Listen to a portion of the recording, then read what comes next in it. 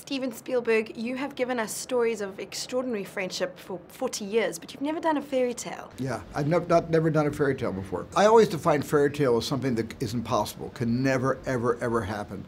Only in dreams, only in the imagination.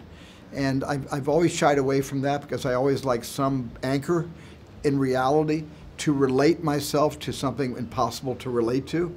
But the reason I loved this was I loved the character of Sophie.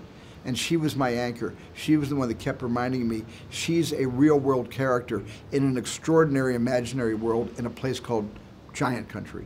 And so as long as she was my anchor to a kind of reality that we all understand, I thought the audience could experience her love story with BFG through her eyes. The part I was looking most forward to was working with the legend Steven Spielberg, because me too. Yeah, all my relatives had watched Steven Spielberg when they were my age and even younger, and so I remember my dad telling me he went to see E.T.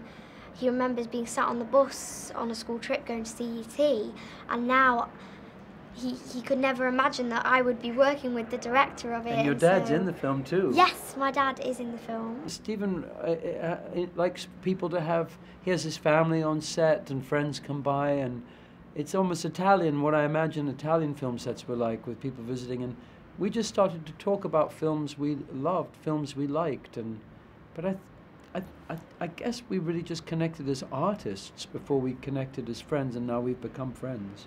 Your last couple of films have been based on history. This time your imagination really gets to roam. This is the antidote to my historical dramas. And I needed this in my life. I really needed this. I love history. I have another movie I'm making in a year and a half, which is based in fact and history. But in a way, I just needed to remind myself that I still had an imagination. I had to make a movie that reminded myself I still knew how to dream. I feel there's a responsibility because people love this story very much. But I've often dealt with stories people love a lot. Shakespeare plays, and you know, a play like Hamlet, you have the same kind of thing. But this story is loved by children, and it's also an occasion where the child and the parent has had a very intimate, close relationship, usually at bedtime, reading the story together. So yes, there's a big responsibility on us making a film of it, don't you think?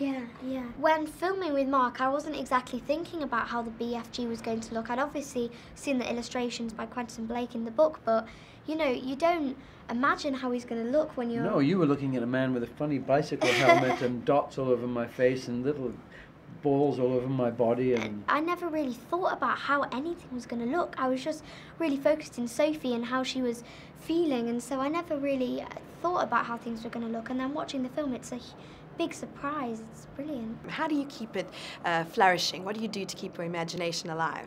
I keep my imagination. I watch a lot of movies. I mean, I seek out that kind of very, very rich. I guess I just look to other people to tell me their stories, and my own kids have kept me relevant. My own kids have kept me, relevant to their culture, to their experiences, to music, to the kind of movies they're watching, the kind of social media they're interested in. So my kids have brought me up a second time. All parents know this. When you have kids, you get to go back and you get to relive all of those formative years along with your kids.